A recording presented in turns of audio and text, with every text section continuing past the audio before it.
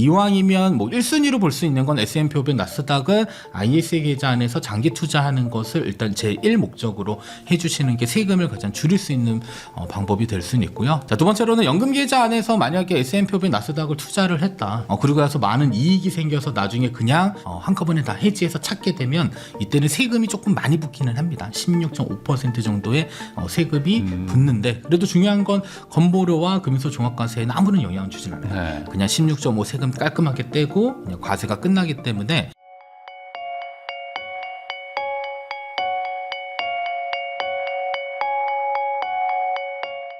안녕하세요. 부익남TV의 부익남입니다. 오늘은 이제 금융교육 전문가이시죠. 김범곤 대표님을 모시고 26년도 이제 연초가 이제 막 끝나가니까 올해 또 이제 세금 또 그런 이제 투자 세팅 어떻게 할지 이야기 한번 나눠보도록 하겠습니다. 대표님 안녕하세요. 네, 반갑습니다. 네, 또 이제 막 그 연말정산 끝나고 이제 네. 또 뭐 소득공제, 세액공제 막 받으시면서 월급 한 번 더 들어온다 이런 생각 하시는 분들도 있을 네, 것 같은데 맞습니다. 네. 또 이제 연초에 또 세팅 잘 해놔야 또 내년에 또 챙길 거 챙기잖아요. 네, 맞습니다. 그래서 이제 하나씩 좀 여쭤보도록 하겠습니다. 우선은 제일 뭐 이거 반복해도 헷갈려요. 네. ISA, IRP, 연금저축 뭐 이런 것들. 이게 장점도 있고 단점도 있고 뭐 그런 것 같은데 네. 또 이제 또 새해니까 한번 설명 한번 해주시죠. 일단 뭐 연금 저축이라고 하는 것들도 있고요. 그다음에 IRP도 있는데 묶어서 이제 보통 연금 계좌라는 표현을 사용을 합니다. 그래서 가끔 어떤 분들은 연금 저축 IRP 그다음에 또 연금 계좌면 또 다른 상품 아닌가라고 생각하시는데 일단 용어가 정확한 건 연금 계좌 안에는 연금 저축 IRP가 있다라는 것. 연금 계좌 안에. 네. 그다음에 보통 이제 그 장단점을 구분할 때는 일단 그 납입 운용 인출 과정에서 어떤 세제 혜택들이 있는지를 좀 먼저 따져보는 게 가장 중요해요. 네. 그래서 이제 연금 계좌라고 하는 건 연간 1,800만 원을 낼 수 있는데 실질적인 세액공제는 900만 원 한도로 세액공제를 받을 수 있는 부분들이 있고요. 네. 그다음에 세액공제율은 이제 개인의 소득에 따라서는 뭐 16.5% 적용되는 분들도 있고 13.2% 적용되는 분들로 나눠져 있다라고 보시면 되겠고요. 다만 이제 납입하는 과정에 세액공제 받은 금액들은 나중에 자금을 인출할 때는 모두 다 과세 대상 소득이 된다라는 것도 꼭 알고 계셔야 됩니다. 다만 이제 세금을 많이 떼는 구조는 아니고요. 다음 조건을 지켰을 때 연간 뭐 1,500만 원 이내로 뭐 인출하게 되면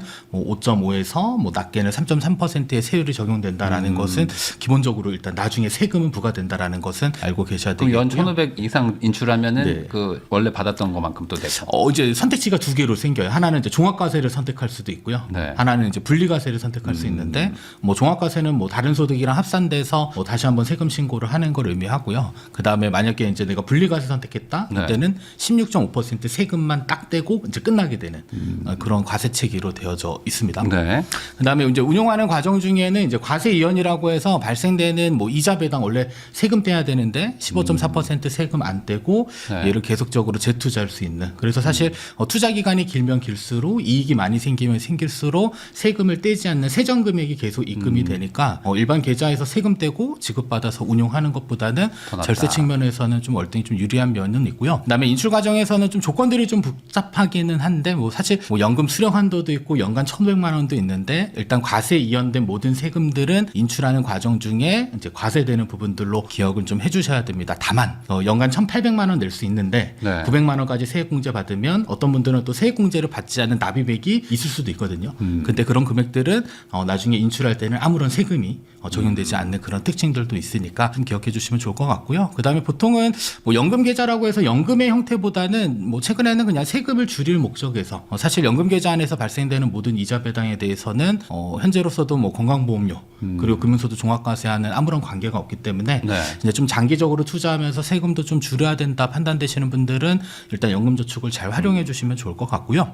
그다음에 이제 ISA 계좌도 많이들 이제 헷갈려 하시는데 ISA 계좌는 일단 기본적으로 의무 가입 기간이 3년이라고 하는 네. 기본적인 조건들이 있고요. 그다음에 연간 납입할 수 있는 금액은 연금저축보다는 조금 더 높습니다. 2천만 원 납입할 수 있는데 다만 이제 최대로 납입할 수 있는 한도가 1억 원까지. 그래서 조금 젊은 분들은 차라리 ISA 계좌에서 그냥 최대한 1억 원 납입해서 목돈 만드는 그런 플랜들을 한번 계획해 보는 것도 또 괜찮은 목돈 만드는 좋은 방법이 될 수가 좀 굳이 있어요. 순위를 정한다면 ISA부터 먼저 꽉꽉 채워가지고 네. 5년 동안 1억을 만들고 네. 그 다음에 그걸 뭐 연금 계좌로 넣는다든지 뭐 이런 식으로 하나. 아니, 그렇게도 할 수는 있는데 네. 연금은 이제 소액으로 조금 길게 가는 형태가 조금 적합할 수 있을 것 같고요. 왜냐하면 이제 당장 이 소비해야 될 여러 가지 목돈들이 있는 그렇죠. 상태에서 너무 먼 미래로 돈을 묶어버리게 되면 사실 이제 사용할 재원들이 없다 보니까 네. 나중에 중간에 연금 계좌를 이렇게 해지하게 되는 그런 상황들도 생길 수 있으니 네. 연금저축에 있어서는 이제 소액으로 좀 장기 투자하는 형태로 운용을 해주시고 그다음에 ISA 계좌는 일단 최대한 연간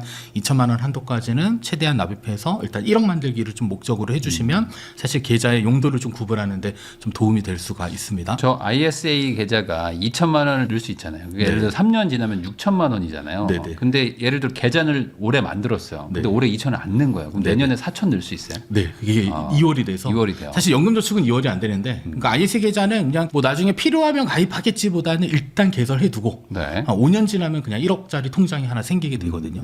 그러니까 일단 개설해두고 나중에 활용 어떻게 할지에 대한 고민을 해보면 좋겠고요. 저게 근데 반대로 4천만 원을 넣었어요. 네. 근데 내가 급전이 필요해요. 2천이 필요한 거 네. 빼면 다시 못 넣죠. 네, 빼면 다시 넣을 수는 없습니다. 어. 다만 이제 중도 인출은 가능하고 중도 인출에 따른 세금 문제는 발생하지 않으니까 사실 네. 뭐 돈이 묶이는 거 아니야 이렇게 보통 얘기들 하시는데 ISA 계좌 안에서는 돈이 묶이는 구조는 아니다라는 묶이는 거. 건 아니다. 네, 그 부분은 좀 기억해 주시고요. 네. 그다음에 뭐 운용하는 과정 중에 과세 이연되는 거는 뭐 연금저축과 동일합니다. 그래서 세금 안 떼고 세전 금액들이 입금이 되고 그다음에 나중에 인출할 때는 뭐 200 또는 400만 원 한도의 비과세 혜택이 있고요. 그다음에 나머지 초과 이익에 대해서는 그래도 뭐 15.4보다는 낮은 9.9% 세율로 네. 분리과세 처리되니까 활용 면에서는 일단 목돈을 만들 목적에서는 ISA 계좌를 조금 적극적으로 잘 활용을 해주시고 연금저축 연금 계좌의 경우는 그냥 가늘고 길게 그러니까 오랜 기간 그다음에 내가 쓰지 않아도 될 그런 자금들을 미래로 보내는 용도로 좀 활용해 주시면 사실 무슨 계좌가 먼저일까 보통 많이들 이렇게 고민하시는데 개인적으로는 두 계좌를 적절히 잘 쓰는 게 사실 중요하다라고 좀 볼 수 있을 것 같습니다. 그러면은 결국에 이제 뭐 금액이나 이런 것들이 좀 다르기도 하고 또 목적도 다르니까 뭐 예를 들어 내가 뭐 돈을 뭐 얼마를 벌어요. 뭐 300이든 500이든 벌었어요. 네. 그럼 이거를 미리미리 좀 이렇게 쪼개놔야 될 것 같긴 합니다. 네. 이걸 좀 어떻게 좀 전략이 있을까? 일단은 뭐 목적에 맞게 이제 나눠 놓을 수는 있는데요. 보통 이제 연금저축에다 얼마를 내야 되는지 많이들 고민들 하시는데 저는 개인적으로 이제 공무원 연금이 한 18% 정도 연금을 내요. 네. 근데 이제 국민연금 그러니까 회사원들은 지금은 이제 0.5%가 올라서 소득의 전체 9.5%를 연금으로 내고 있거든요. 네. 그래서 최소한 연금저축에는 그래도 소득의 9% 정도까지의 비율 정도를 좀 납입하는 거를 목표로 좀 하는 게 나중에 그래도 어느 정도의 연금 소득을 확보하는데 좀 일부 좀 도움이 될 수 있는 게 있고요. 네. 두 번째로는 이제 뭐 IRP나 연금저축은 뭘 선택해야 되냐 뭐 많이들 또 고민하시는데 사실 세액공제로 900만 원까지 다 납부할 수 있는 여력이 있다 이러면 그냥 선택지는 하나예요. 그냥 IRP 계좌 한 개만 가지고 있는 게 왜냐하면 뭐 계좌를 막 목적에 따라서 나눠놓으면 사실 뭐 좀 좋지 않을까라는 생각을 하는데 근데 현실적으로 돌아가게 되면요 운용하는 게 되게 어렵습니다. 그러니까 내가 일일이 맨날 관리하면서 운용을 계좌를 여러 개로 쪼개놓게 되면 사실 네. 잘 관리할 수 있을 거라고 생각하는데 현실은 또 많이들 방치를 하고 계시기 때문에 그럼 연금저축보다 IRP가 차라리 난가요? 900만 원을 만약에 꽉 채워서 꽉 채울 수 세액공제 있다. 받겠다라고 하면 그냥 IRP 계좌 한 개. 아니다 나는 600만 원 정도만 세액공제 받겠다 이러면 연금저축. 아니다 나는 어느 정도의 이제 저축 여력이 된다. 네. 그러면 IRP 하나, 연금저축 하나. 요게 일단 가장 기본적으로 나누는 방식이고요. 네. 그다음에 나중에 퇴직하면 어차피 그 퇴직금을 지급받을 용도의 IRP 계좌가 또 필요로 합니다. 네. 그래서 보통 계좌 수는 3개는 좀 넘기지 않는 형태로 그냥 600만 원까지 낼래요라고 하면 연금저축을 첫 번째로 선택하시고요. 900만 원까지 내겠다 이러면은 IRP 계좌를 아니다 나는 1,800만 원까지 내겠다 이러면 IRP와 연금저축을 각각 900만 원씩 나눠서 그 용도로 써주시고요. 그다음에 네. 퇴직했었을 때는 이제 퇴직금을 받을 목적에서의 IRP 계좌를 또 하나 또 갖게 되게 되니까 그래서 전체 계좌 수는 3개를 넘지 않는 이런 구조로 좀 만드는 게 좋을 것 그 같습니다. 시청자분들 이거 궁금할 것 같아요. 아까 방금 이제 900만 원 여력 정도밖에 없는 분은 네. IRP만 만들라고 하셨잖아요. 그러니까 네. 관리가 어렵다. 그럼 네. 관리가 뭐가 어렵길래 굳이 이걸 450 안 하고 900으로 만드냐? 보통 이제 IRP 계좌 안에다가 뭐 ETF를 담던 펀드를 담던 운용을 해야 되는데 네. 사실 뭐 내가 투자하는 게 즐거운 분들이야 사실 즐거운 마음으로 잘 할 수는 있는데요. 근데 생각 외로 투자를 또 못 하시는 분들이 네. 이제 남들 다 한다고 또 연금저축 IRP 선택해서 계좌를 다 쪼개놨더니 실제로는 운용을 안 하는 거예요. 아. 네, 그냥 납입만 잘 해놓고 현실적으로. 그냥 다 방치해 놓는 그런 네. 상황들이 너무 많기 때문에 계좌를 많이 나눠 놓는 것보다는 일단은 세액공제가 주목적이다 이러면 900만 원 그러면 IRP 한 개 정도만 선택해도 충분하다. 운용을 안 할 거면 사실 절세 계좌가 의미가 별로 없는 거이기도 하니까 어찌 보면. 그죠. 가만히 두면 뭐 알아서 그냥 이렇게 운용해주겠지라고 생각은 하는데 현실은 그렇지는 않습니다. 예, 그냥 거의 다 방치되어져 있는. 생각보다 방치하는 분들이 좀 있다. 네, 처음에는 열심히 하는데 네. 시간 지나고 나면 거의 다 그냥 아무래도 그럴 수 있죠. 네, 그런 귀찮으니까. 행위들이 많습니다. 자, 그러면 이제 이렇게 하려고 할 때 어쨌든 절세 혜택을 노리기 때문에 절세 상품을 하는 거잖아요. 네. 그러면 혜택을 좀 많이 받을 수 있으면서도 자산을 좀 불리는 방식. 뭐 그것도 궁금하실 것 같습니다. 자, 보통 이제 ISA 계좌에서의 의무가입 기간 3년이 경과되면 연금 계좌로 이전할 수 있는 이전 네. 제도가 있어요. 기본적으로. 그래서 일단은 뭐 금융자산들을 최대한 절세 계좌 쪽으로 옮겨놓을 목적이다라고 한다면 ISA 계좌와 연금 계좌를 동시에 일단 가입을 하고요. 네. 그다음에 이제 납입 여력이 되면 사실 뭐 최대 한도까지 내면 좋은데, 근데 사실 연간 3,800만 원을 이렇게 미래로 보낸다, 뭐 돈을 조금 저축을 한다라는 게 이제 현실적으로 좀 어려울 수도 있거든요. 네. 어려운 분들은. 그렇더라도 일단 구조적으로는 ISA 계좌에 연간 2천만 원을 납입하는 여력이 충분하다. 이런 분들은 일단 ISA 계좌 한도를 다 채우게 되면 더 이상 못 채우잖아요. 네. 이때는 ISA 계좌에 있는 자금을 연금으로 한번 옮겨놔요. 그리고 나서 어차피 세액공제는 이전된 금액의 10% 최대 300만 원까지의 추가 세액공제를 적용을 받을 수 있거든요. 네. 그래서 보통 연금 계좌에서 최대 900까지 세액공제가 되는데 ISA 계좌를 해지해서 이전되는 그 해에는 추가로 300만 원까지 또 세액공제를 받을 수가 있어요. 네. 그리고 나머지 자금은 어차피 세액공제 안 받은 거니까 걔는 언제든지 인출할 수 있는 그런 구조가 만들어지게 되고요. 그다음에 연금 계좌는 뭐 역시나 이제 세액공제 받을 목적 혹은 조금 노후 준비가 조금 늦으신 분들, 만약에 이제 50세는 넘었는데 연금 준비가 전혀 안 된 분들은 이 가지고 있는 금융자산들을 일단 이전하는 목적으로 많이들 사용을 하시거든요. 네. 그래서 순서는 일단 최대한 계좌에 납입할 수 있는 한도를 채워주시고, 그 다음에 ISA 계좌에 연간 2천만 원씩 납입하는 여력이 충분하신 분들은 3년 경과 시점 혹은 뭐 5년 돼서 1억 원 채워가지고 계속적으로 연금 계좌로 옮겨놓고 다시 ISA 계좌 신규 개설해서 연간 2천만 원 꾸준히 내고, 그 다음에 3년 지나서 다시 연금으로 옮기는 이런 형태만 반복하게 되면 사실 5년 동안 납입 금액 기준으로만 1억 9천이 일단 절세 계좌로 옮겨줄 수 있거든요. 네. 그래서 일단은 뭐 세제 혜택도 많이 받고, 그 다음에 금융소득 종합과세나 건보료의 영향에서 조금 벗어나고 싶은 분들은 ISA 계좌에서 연금 계좌로 이전하는 그런 이전 제도들을 잘 활용하는 것들이 좀 중요하다라는 게 포인트가 좀 될 수 있을 것 같습니다. 그러니까 기본적으로 ISA를 조금 더 먼저 두고 그리고 여기서 돈 좀 벌고 꽉꽉 채우시면 그때 연금으로 조금씩 보낸다. 네, 그리고 그렇죠. 다시 또 IS 열심히 굴리고 이게 가장 확실하다. 네, 이렇게 맞습니다. 말씀해 주셨는데 아까 이제 ISA 계좌가 이제 3년 의무가 있고 또 5년까지 되고 하면 네. 그럼 3년 의무만 딱 채우고 끝내면 좋은 건지 5년까지 꽉 채우면 더 좋은 건지 이것도 좀 비교를 해 주셔야 될 것 같습니다. 보통 이제 뭐 3년 되면 옮기겠다 이게 의미가 없는 게요. 네. 그때 시장 상황에 따라 달라질 겁니다. 그럴 수 있죠. 네, 내 계좌가 플러스면 기분 좋게 옮기실 건데, 근데 문제는 플러스가 되더라도 이 사람들이 파는 걸 싫어하시더라고요.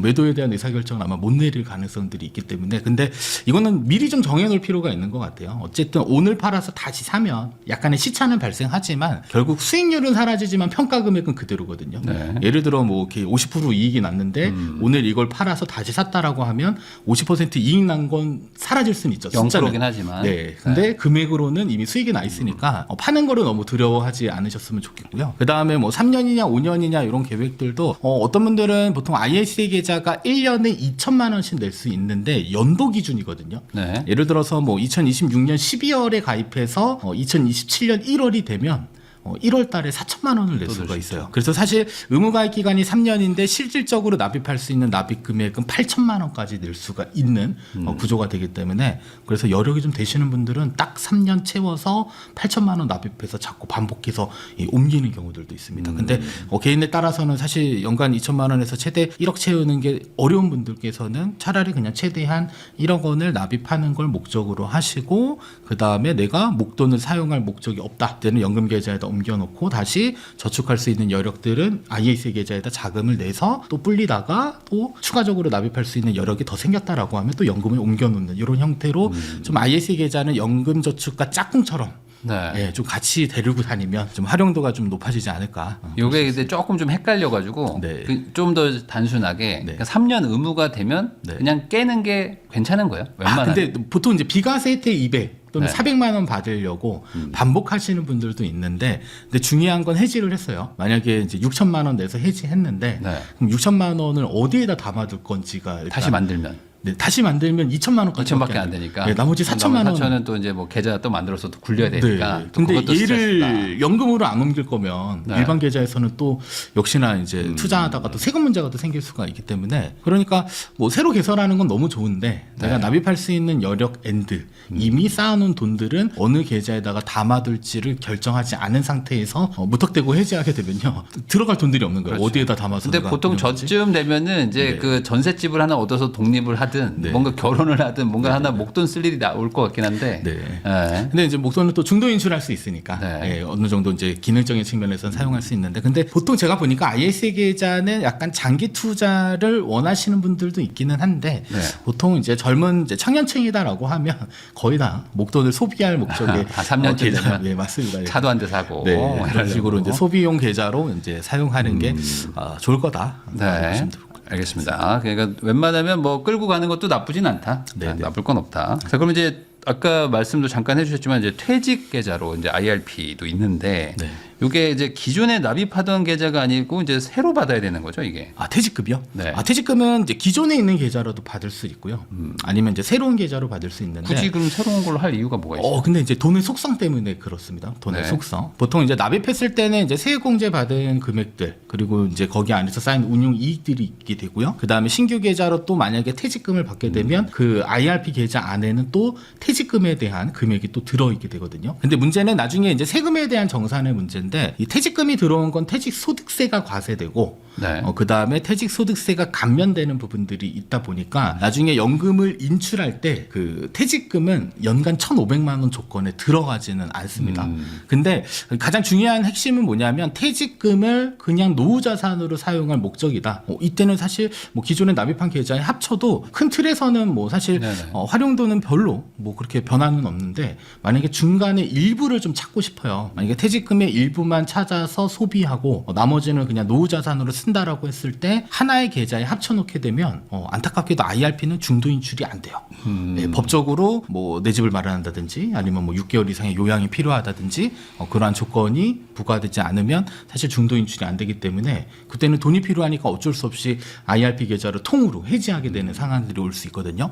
그렇게 되면 이제 단점은 퇴직금은 원래 퇴직소득세 과세 대상이니까 페널티가 없는데 이전에 납입했을 때 세액공제 받은 거 그 다음에 운용 이익들은 다 세금입니다. 그냥 16.5%가 목돈으로 한 번에도 세금이 나가기 때문에 그래서 그냥 분리해서 받아서 혹시라도 목돈이 필요하면 퇴직금이 들어있는 계좌를 해지하고 걔는 목적에 맞게 쓰고 기존에 납입했던 그런 연금 용도로 사용했던 것들은 나중에 노후소득으로 확보하는 그런 방안들이 좀 이게 필요하다. 결국에 이제 뭐 제한도 있고 뭐 의무도 있고 막 이러니까 쪼개놔야 뭐 네. 깨더라도 이제 혜택이 좀 덜 줄어드는데 합쳐놓으면 불리하군요. 네. 그러니까 어쨌든 나중에 다 합칠 수는 있거든요. 네. 그러니까 그 나중에 합치는 건 그 나중에 문제고. 나중에 해도 되니까. 예, 일단은 각각 용도에 맞게 계좌를 일단 선택해서 수령하고 그 다음에 필요에 따라서는 합치는 그런 방법들을 사용하는 게 더 좋을 것 같습니다. 뭐 크게 봤을 때 ISA로 운영하다가 이제 뭐 필요하면 연금저축을 좀 보내든지 IRP나 이런 걸로 좀 운영하시고 네.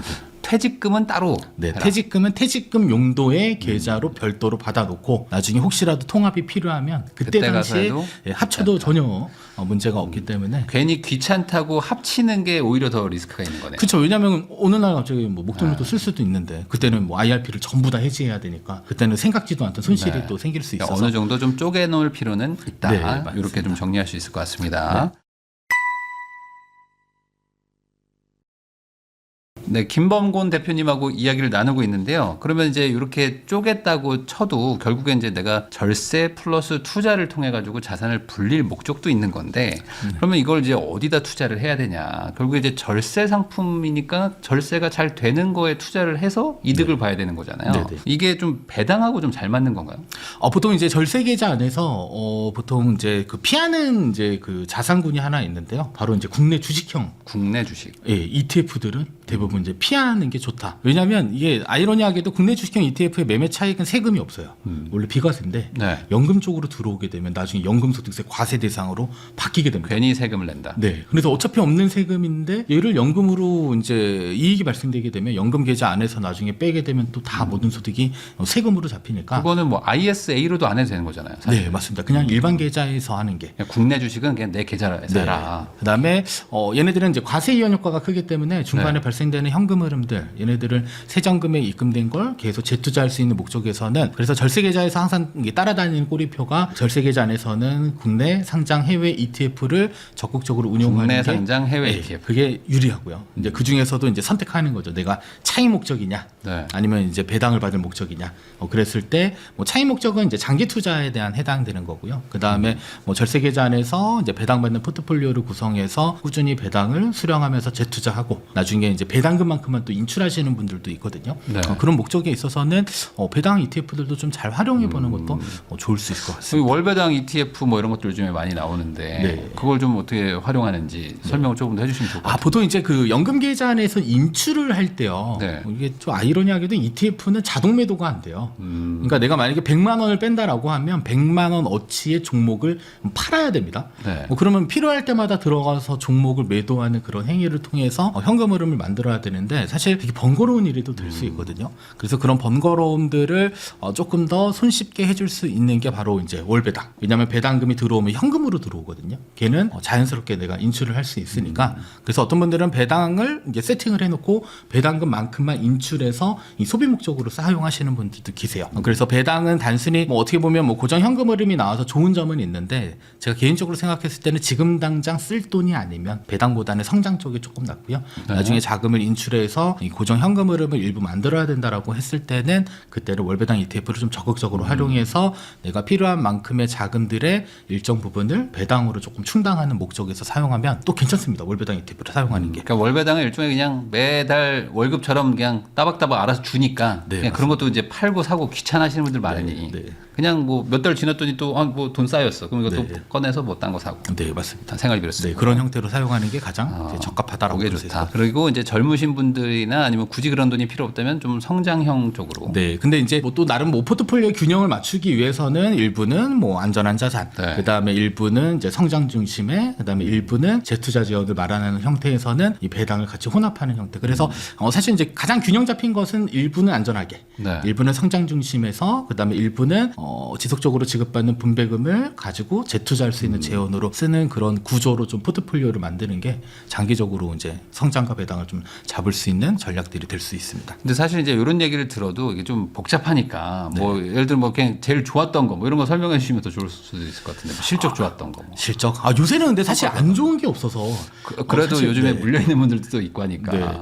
요새는 사실 뭐 우리나라가 솔직히 네. 핫합니다. 그렇죠. 최근 뭐 고배당주 성과들도 되게 좋고요. 뭐 배당도 많이 나오다 보니까 최근에는 뭐 보통은 이제 뭐 현금선자사는 이제 뭐 금융 ETF 쓰고 배당은 일단 뭐 기본적으로 우리나라 고배당 아니면 미국의 뭐 SCH들이 추종하는 뭐 슈드 종목들 뭐 이런 종목들 많이들 쓰고 있고요. 그 다음에 뭐 성장은 뭐 대체적으로 연금 계좌 아니다 보니까 보통은 이제 미국 S&P 500, 나스닥을 추종하는 그런 ETF들을 좀 적절히 섞는 형태로. 그래서 뭐 현금성자산의 몇 % 둘지는 개인의 투자 성향 이거든요. 예를 들어 나는 좀 공격적으로 할래요라고 하면 뭐 한 70% 정도는 위험하게 하고 뭐 30%는 안전하게 네. 운용하는데 그 70% 안에서 이제 성장과 배당을 섞는 형태고요. 그다음에 나는 좀 중립형이다라고 하면 안전한데 50%, 나머지 한 25 정도는 배당과 성장을 조금 나눠 놓고 이렇게 투자하는 형태들로 포트폴리오를 좀 많이 구성하고 있습니다. 결국에는 이제 이게 뭐 좀 장기적으로 좀 꾸준하게 루틴화돼서 이게 자동으로 돌아가는 느낌을 좋아하시니까 이런 것들을 좀 하는 거잖아요. 네, 맞습니다.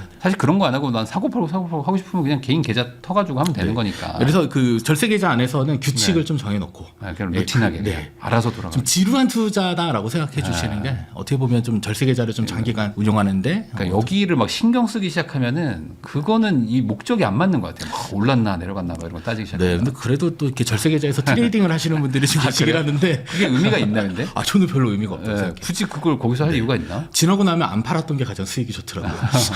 그러니까 뭐 경우도 괜히 ISA에서 삼성전자 막 의미가 없는데 네, 사실. 그래서 그냥 꾸준히 투자할 수 있는 그냥 뭐 시장 대표 지수 중심의 네. 투자를 좀 장기적으로 하는 게 유리하다라고 볼 수 있을 것 같습니다. 그리고 이제 항상 제가 좀 이제 여쭤보는 것 중에 하나가 이제 커버드 콜 가지고 네. 이게 좋은 점도 있고 안 좋은 점도 있는데 커버드 콜 얘기하면 막 댓글이 막 엄청 나쁘게 달려요. 막 이거 네. 왜 하라고 하냐 막 하면서 막 화내시는 분도 많거든요. 네, 네. 커버드 콜을 어떻게 생각해야 되는 거예요? 근데 이게 제가 좀 진짜 커버드 콜만 가지고 이제 포트폴리오를 구성하시는 운영하신 분들을 만나 뵈면 이분들은 커버드 콜의 장단점을 다 알고 계세요. 일단 뭐 장점이라고 하는 건 배당을 많이 주는 거, 단점이라고 하는 건 성장성이 저해되는 거 이미 다 알고 계시는데 그런 얘기를 하시더라고요. 나는 내가 생각했을 때 지속적으로 내가 무언가를 팔아서 현금성 자산을 만드는 건 난 못할 것 같다.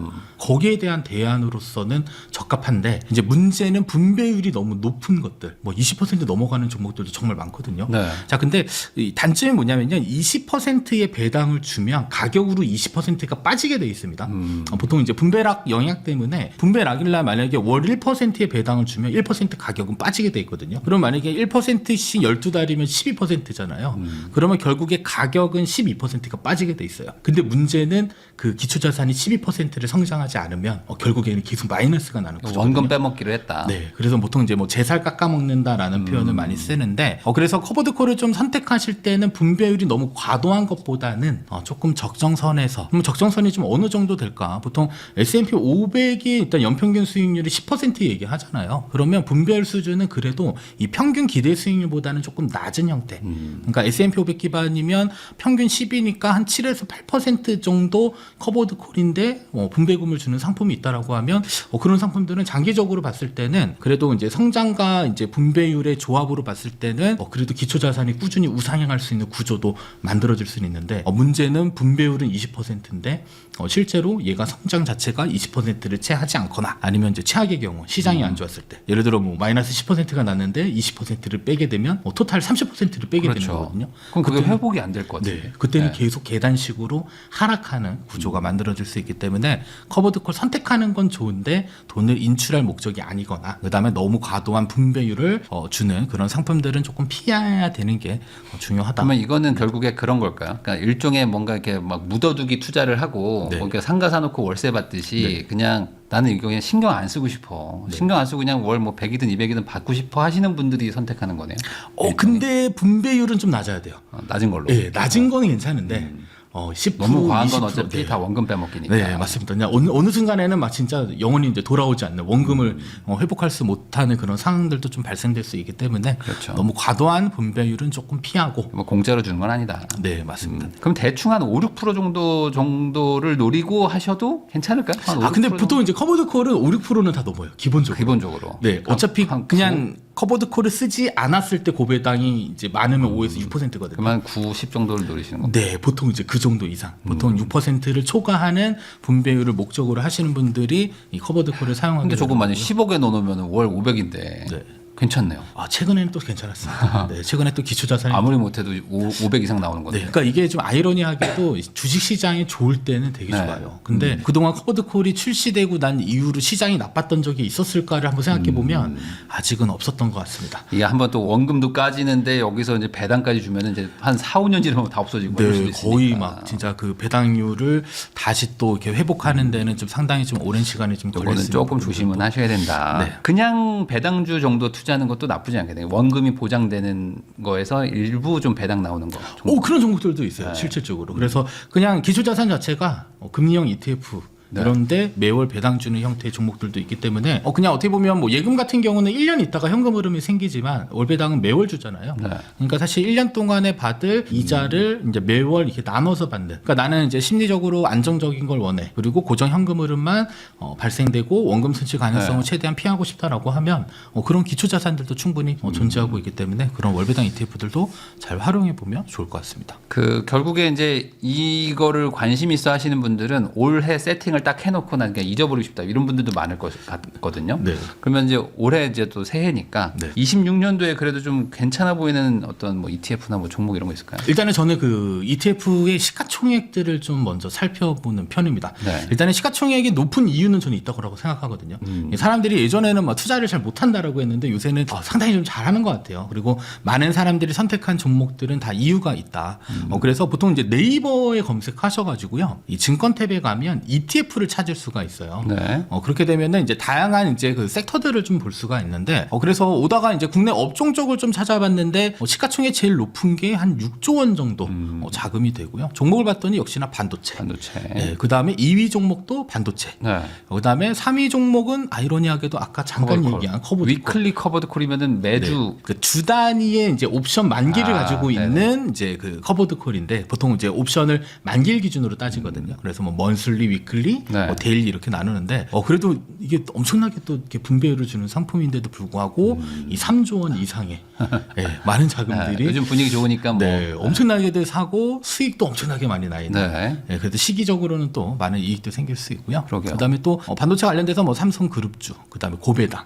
그래서 보통 이제 국내 업종 테마 쪽에서는 그래도 2026년도도 아직 이제 반도체는 계속적으로 핫할 것이다라는 부분들도 있고요. 그다음에 고배당주와 관련된 부분들은 아마도 연금 계좌 안에서 혹은 뭐 국가의 뭐 배당 정책 관련된 부분들이 항상 이슈화되어 있다 보니까 계속적으로 많은 분들이 찾는 종목이 되지 않을까라고 좀 볼 수 있을 것 같습니다. 자, 그리고 이제 해외 주식 쪽을 가시게 되면 역시나 시가총액 제일 많은 건 무려 14조 원. 예, 그래서 딱 봤더니 역시 미국 S&P 500을 추종하는 ETF고요. 근데 수익률이 안 좋네요, 근데. 네. 미국 예, 쪽이. 또 미국 쪽은 지금 이제 상대적으로 좀 저평가된 좋진 구간이다. 않아요. 예, 그래서 차라리 이제 국내를 지금 들어가는 게 좀 부담스럽다라고 하면 눈을 살짝. 근데 대부분 다 S&P 500, 나스닥은 다들 투자를 하고 계시다 네. 보니까 이런 부분들 좀 있고요. 그 다음에 또 5위 정도가 이제 3조 8천억 정도 되는데 역시나 이제 미국의 기술주 관련된 빅테크 관련된 부분이랑 그 다음에 역시나 또 반도체. 네. 그래서 지금은 역시나 또 AI 관련돼서 계속적으로 이슈화되어져 있는 부분들이 아직까지도 많이 자금들이 흘러갈 것은 2026년도도 반도체와 관련된 부분들은 계속적으로 강세가 좀 유지되지 않을까라고 좀 볼 수 있을 것 같습니다. 그러면 이제 이런 상황에서 뭐 저런 뭐 전략적인 투자를 하시는 분들도 있지만 아무래도 뭐 제가 봤을 때는 이런 뭐 절세 계좌를 통해서 ETF 하시는 분들은 그냥 좀 따박따박 좀 돈이 좀 나왔으면 좋겠다. 근데 이게 또 원금을 까먹지 않으면서 좀 꾸준히 나왔으면 좋겠다. 이런 마음이실 것 같아요. 막 수익을 막 2배, 3배 내는 것보다는. 네. 그런 좀 원금 보존하면서 배당도 받는 이런 것들 좀 설명해 주시면 좋을 것 같습니다. 자, 일단은 월배당 ETF인데 원금이 보존되는 상품은 일단 전체 7개 종목 정도가 있습니다. 그다음에 보통 이제 뭐 CD 금리, MMF 보통 이렇게 얘기하는데 근데 이것도 또 재미나게도 국내랑 그다음에 미국 이렇게 두 가지로 좀 구분을 해볼 수 있을 것 같아요. 그래서 보통 뭐 달러 자산을 보유해야 된다 이런 메시지들 많이들 들어보셨을 텐데 나는 달러 자산을 보유하면서 안정적인 고정 현금 흐름을 창출한다라고 하면 선택할 수 있는 두 종목이 있습니다. 네. 코덱스 미국 머니마켓 액티브 종목도 있고요. 그다음에 코덱스 미국 달러 소파 금리 액티브 합성인데 재미나게도 금리 수준이 꽤 높습니다. 그래서 연한산 분배율로 계산했더니 일단 미국 머니마켓 액티브의 경우는 4%대. 네. 자, 그러면 1년 동안에 목돈을 담아 놓더라도 사실 우리나라 예금 이자보다 월등히 높거든요. 예, 그렇기 때문에 안정적인 현금 흐름을 창출하면서 나는 달러 베이스의 어떤 기초 자산들을 좀 확보하고자 한다면 이때는 선택할 수 있는 월배당 ETF들 중에서는 일단 코덱스 미국 머니마켓 액티브가 일단 금리 수준, 분배율 수준이 가장 높다라고 물론 볼 수 저게 있을 뭐 것 원금 같고요. 보장이 되는 건 아니겠죠. 환율의 영향만 있을 뿐입니다. 예, 환율의 영향. 환율만. 네, 환율만 영향이 있고 미국 금리 자체가 지금 4%대이기 때문에 네. 그러니까 미국에서 발생되는 실질적인 금리에 대한 부분들은 배당으로 수치를 하는 거고. 환율이 내려가면 이제 네. 뭐 사실 번 거에 다 날아가는 거고. 그렇기는 한데 또 장기적으로 봤을 때 환율이 올라가는 거에 베팅하면 그걸 그쵸. 하는 거네요. 네, 장기적으로 나는 그냥 달러에 연동되어져 있는 기초 자산을 보유하면서 고정적인 현금 흐름을 좀 만들겠다라고 하면 선택할 수 있는데 네. 중요한 건 야 그러면 뭐 원본 보존된다는데 왜 자꾸 마이너스가 보여? 근데 역시나 환율 영향은 있습니다. 그거는 꼭 기억을 좀 해주시고. 환율을 좀 예측하고 집어넣어야 되겠네요. 네, 저거는요. 그래서 환율 영향이 있다라는 네. 것 좀 보시면 되고 아니야 나는 환율 영향이 없는 걸 원해 네. 라고 했을 때 뭐 선택해 볼 수 있는 것은 이제 솔 CD 금리 머니마켓 액티브 얘가 약 한 3%대 정도의 연간 분배율 정도. 근데 저것도 나쁘지 않죠. 네, 보통 이제 뭐 머니마켓 액티브 자체가 보통 예금 금리보다는 조금 높은 편인데 근데 좀 아쉬운 거는 이제 시중 금리를 따라가게 돼 있습니다. 네. 네, 그래서 지금의 연한산 분배율은 오늘 기점으로 이제 그 과거 1년에 대한 부분이고요. 앞으로 미래의 금리가 1년은 내려가면. 금리가 낮아지면 역시나 조금 더 낮아지게 되는 네. 그런 구조가 될 수 있기 때문에 그냥 예금으로 1년 기다리기가 조금 불편하다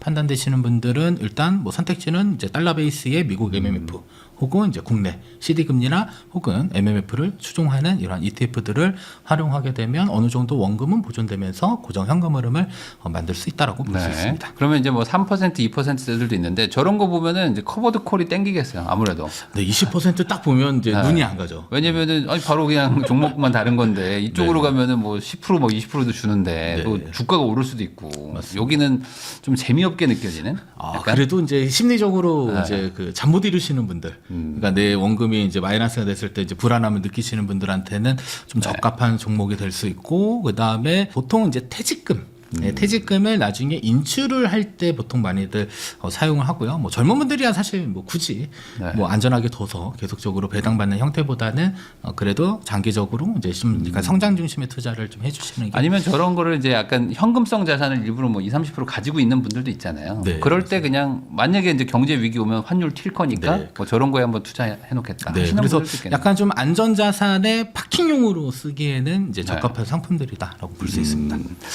슈드 얘기 옛날에 되게 많았었는데 네. 슈드 투자해서 뭐 또 별로 안 좋았다라는 분도 있고 아니다 뭐 다시 또 올라왔다 뭐 이런 얘기도 있는데 네. 뭐 슈드 투자는 좀 어떻게 봐야 돼요? 슈드가 이상하게도 또 많은 분들이 또 선호를 하고 계십니다.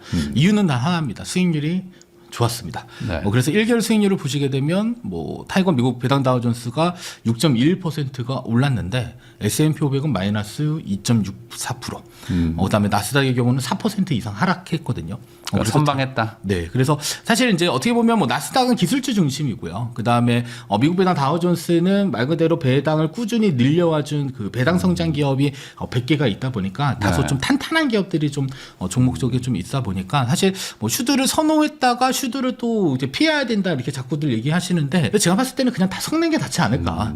어차피 S&P 500이 오를 때는 슈드가 덜 오를 때도 있기는 한데. 좋을 때도 있고 안 좋을 때도 있는 거야. 그래서 결국 한번 좀 한 2년 정도 사이클을 좀 돌리다 보니까요. 쭉 보니까 영원히 1등 하는 건 없더라고요. 그래서 항상 슈드가 좋았던 때도 있고 슈드가 나빴던 때도 있는데 그때 보면 어느 정도의 그냥 뭐 미국을 대표할 수 있는 뭐 대표 지수와 슈드는 그냥 차라리 함께 가져가는 게 장기적으로 봤을 때는 좀 좋지 않을까. 그리고 이제 슈드가 떴던 이유 중에 하나가요. 시장 충격이 왔을 때 사실 슈드가 방어력이 상당히 버텨주는 좋았었거든요. 거죠. 네. 그래서 과거에는 이제 방어력이 좋다라는 관점에서는 이제 슈드를 많이들 선호하셨는데, 근데 항상 상대적인 것 같아요. 그렇죠. 늦게 올랐는데 얘가 좀 상대적으로 덜 오르게 되면 왠지 아픈 손가락은 아니지만 좀 왜 괜히 들고 있기 싫은 부분도 생길 수 방어력도 있잖아요. 좋은데 공격력도 좋은 걸 바라는 거는 솔직히 네, 좀 그건 욕심일 좀 수 있어서 욕심일 수 그래서 있죠. 슈드의 속성은 지속적인 현금 흐름, 그 다음에 배당이 늘려가는 그러한 배당 성장의 목적으로 두셔야지 기초자산이만 나스닥처럼 막 이렇게 불타오르는 그런 형태의 종목으로는 좀 적합하지 않을 수 있다라는. 오히려 이럴 때 좀 자산 배분을 다시 한번 리밸런싱도 할 필요가 있겠어요. 그러니까 다우존스 저기서 슈드가 올랐으면 네. 얘를 좀 오른 만큼 좀 정리해서 네. 빠진 나스닥으로 또 옮겨 놔줘야. 네. 그래야지 또 이제 또 자, 그렇게 되면 되게 좋은데 이제 사람이 마음이 좀 그렇지 돼요? 않더라고요. 자, 리밸런싱을 이게 사실 막 이렇게 그 비중을 정해놓고 하면 너무 좋은데요. 네. 다들 또 안 하시더라고요. 못 지키죠 그거. 네. 그러니까 기계적으로 해야 되는데 그런 부분들을 좀 많이 좀 어려워하시는 쉽진 것 같습니다. 않다. 김범곤 대표님하고 이야기 나누고 있는데요. 그럼 결국에 이제 이렇게 하는 이유는 뭐 개별 종목 투자하시는 분들은 이거에 별 관심도 없으시고 네, 맞습니다. 대부분 이제 ETF 그리고 뭐 배당 이렇게 해서 좀 꾸준히 오래 가져가자라는 건데 아까 말씀하신 어떤 S&P나 나스닥 이게 어찌 보면 지수 투자의 이제 대표니까 네. 이쪽으로도 많이들 하시고 싶으실 텐데 여기도 뭐 상품이 되게 많아요. 이거 뭐 어떻게 하는 게 좋을까요? 일단 보통 이제 S&P 500 나스닥은 사실 매매 차익이 배당 소득세다라는 걸 대부분 잘 모르고 계세요. 그러니까 이제 해외 직투했을 때는 그냥 양도소득세니까 뭐 다른 소득이 합산 안 되는 건 아는데 국내 상장 해외 ETF들 중에서 기초자산이 S&P 500 나스닥이다. 수익 많이 나면 그만큼의 세금도 붙습니다. 네. 그래서 발생되는 매매 차익과 분배금은 모두 다 배당 소득세가 과세되기 때문에 가끔 이런 분들도 계세요. 나는 실제로 배당 받은 게 없는데 네. 왜 세금이 많이 나오는가라고 했을 때는 보니까 S&P 500 나스닥에서 실질적인 이익을 실현하신 거예요. 그러니까 차익이 생기니까 다 배당소득세로 잡히고 걔가 뭐 1천만 원 넘어가면 건보료에 영향 줄 수 있고 또 2천만 원 넘어가면 또 금융소득 종합과세에도 영향을 줄 수 있으니까 그래서 이왕이면 S&P 500은 일반 주식 계좌에서의 투자는 피하는 게 가장 좀 좋을 수 있다라는 것 기억해 주시면 좋겠고요. 네. 자, 두 번째로는 연금 계좌 안에서 만약에 S&P 500 나스닥을 투자를 했다. 그리고 나서 많은 이익이 생겨서 나중에 그냥 한꺼번에 다 해지해서 찾게 되면 이때는 세금이 조금 많이 붙기는 합니다. 16.5% 정도의 세금이 붙는데 그래도 중요한 건 건보료와 금융소 종합과세에는 아무런 영향을 주진 않아요. 네. 그냥 16.5 세금 깔끔하게 떼고 그냥 과세가 끝나기 때문에 그래서 뭐 연금 계좌를 보통 미성년자들 자녀 계좌로 많이들 활용을 하고 있어요. 근데 제가 자녀 입장에서 한번 돌이켜 보면 내가 성년이 됐을 때 연금 계좌에 목돈이 있다라고 하면 왠지 건드릴 것 같지 않으세요? 뭐 그럴 수 있을 것 같아요. 네, 저 같으면 해지할 것 같은 느낌이 들어서 네. 그래서 차라리 이제 해지를 하더라도 한번 세금적인 부분들을 한번 고려해 볼 수 있는 게 그래도 깨게 되면 16.5% 세금은 부과받게 된다. 자, 그리고 ISA 계좌의 경우는 일단 그래도 가장 유리합니다. 세율 자체가 뭐 200, 400도 비과세 되는 것도 있고요. 그다음에 9.9%의 세금이 붙기 때문에 이왕이면 뭐 1순위로 볼 수 있는 건 S&P 500 나스닥은 ISA 계좌 안에서 장기 투자하는 것을 일단 제1 목적으로 해주시는 게 세금을 가장 줄일 수 있는 방법이 될 수는 있고요. 다만 이제 납입할 수 있는 한도가 역시나 1억 원까지만 납입이 가능하기 때문에 어느 정도 목돈이 있으신 분들이다라고 한다면 ISA 계좌 용도는 납입 금액 1억 원 기준까지가 이제 맥스다라는 거 알고 계시면 되겠고요.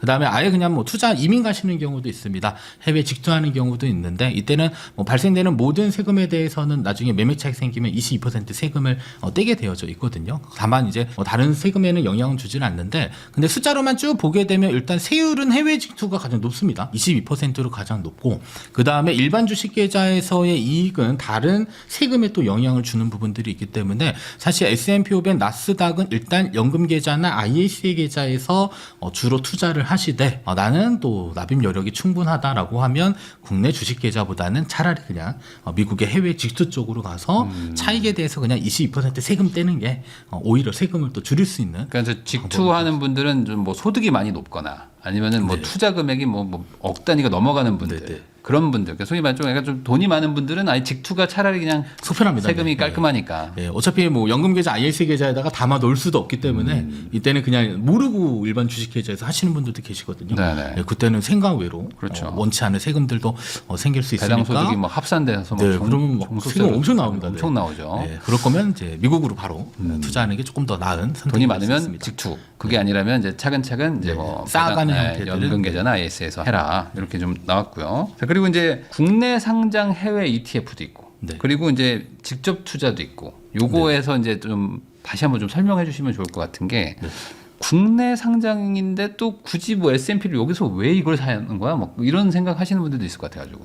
일단은 뭐 그 국내 상장 해외 ETF를 가지고 이제 국내에서 투자하는 거랑 미국에서 직접 투자하는 거의 차이는 일단 세금적인 부분들이 하나 있어요. 네. 세금이 있는데 일단 뭐 국내에서 투자하는 거는 매매 차익이 배당 소득세가 과세되는 거고요. 그다음에 해외 직투했을 때는 22%의 양도소득세가 과세되는데 세율적인 측면에서 보면 사실상 해외 직접 투자하는 게 더 커 보일 수는 있으나 과세 체계상 분류 과세되는 양도소득세이기 때문에 발생되는 이익에 다른 소득에 영향을 주지 않는 부분들이 있어서 그래서 일단 세금적인 측면에서는 22%와 15.4% 정도의 차이가 발생이 되고요. 두 번째로는 이제 거래 시간에 대한 부분들도 한번 고민을 좀 해볼 필요가 좀 있는 것 같아요. 그래서 일반 주식 계좌는 사실 낮 시간 동안에 자유롭게 이제 매매를 하면 되는데 해외 직투는 아무래도 늦은 시간 거의 뭐 밤 12시 이후부터 보통 이제 장이 열리기 때문에 그때 이제 좀 잠을 좀 이렇게 설치면서 투자를 좀 즐기시는 분들도 있는데 저는 성향상 맞진 않더라고요. 네. 잠은 제때 자야 되니까 이 거래 시간이 너무 이제 뭘 투자해도 사실 동일한 기초 자산이니까 괜찮을 수 있는데 이제 그 미국에 직접 투자하는 건 사실 좀 피곤하더라고요. 중간 중간에 어차피 움직임은 똑같잖아요. 네, 거의 뭐 비슷하다라고 볼 수 있는데. 주가는 뭐 연동은 똑같이 되게 돼요. 다만 이제 뭐 환율적인 영향들도 좀 있기는 해요. 왜냐하면 해외 직접 투자했었을 때에 이제 발생되는 환전 수수료에 대한 부분들 그리고 환율 변동에 따라서 나중에 다시 원화로 환전했었을 때 또 수수료에 대한 부분들이 있기 때문에 그래서 사실 그냥 S&P 500을 장기 투자한다고 하면 일단은 국내 상장 해외 ETF를 선택하되 이왕이면 일반 계좌보다는 그래도 절세 계좌 만약에 절세 계좌를 쓸 수 없을 정도의 큰 금융자산이다라고 하면 이때는 미국에 직접 투자하는 게 현실적으로 세금적인 부분에서는 가장 유리하다 볼 수 있을 것 그러니까 같습니다. ISA 계좌가 있는데 굳이 일반 주식 계좌에서 그 해외 ETF를 굳이 할 이유는 없는 거잖아요. 저는 없다고 생각하고 ISA가 있습니다. 있는데 안돼. 네, 그냥 거기 안에서 최대한 누리는 게 네, 그거 하다가 이제 돈이 커지면 그냥 직투로 가는 게. 네, 근데 직투할 거면 차라리 그냥 ETF보다는 또 그냥 개별 종목이 좀 낫지 않을까.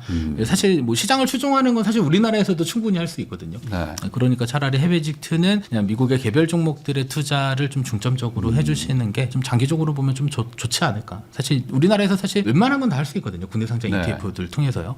그래서 좀 이렇게 번거로운 뭐 세금 문제나 이런 것들을 조금 배제한다라고 했을 때는 최대한 S&P 500 나스닥은 절세계좌가 안 된다 이러면 미국에 직접 투자하는 쪽에 그런 부분들이 좀 필요할 것 같습니다. 그러면 이제 ISA에서는 해외 개별 종목은 투자가 안 되는. 네, 불가능하게 돼 있습니다. 아쉽게도 이제 국내 주식만 투자가 가능하게 되기 때문에 근데 또 ETF로 다 할 수 있어서 그래서 국내 상장 ETF를 그냥 ISA 계좌 안에서 최대한 활용하는 게 저는 개인적으로 그냥 미국 시장에 직접 뭐 S&P 500 투자하느니 그리고 사실 비싸요. 한 주에 네. 400달러, 뭐 500달러 막 이렇다 보니까 사실 한 주 사는데 막 5, 60만 원씩 필요하거든요. 그렇죠. 근데 우리나라에서 사면 뭐 2, 3만 원이면 사실 한 주를 살 수 있기 때문에 그래서 이제 그 보유 주수를 좀 늘리는데도 국내 상장 ETF가 더 유리하다라고 좀 볼 수 있을 것 같습니다. 분할 매도를 해도 뭐 좀 낮고 네, 뭘 해도 한 주 단위가 너무 크다 보니까 그럴 수 있겠네요. 그 꽤 많은 분들이 이제 젊은 특히 이제 청년 세대 쪽에서 이제 돈이 이제 막 모아가는 와중이다 보니까 네.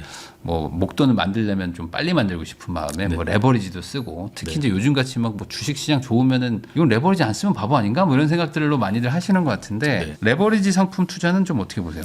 일단 레버리지로 돈을 버신 분들을 실제로 많이 봤습니다.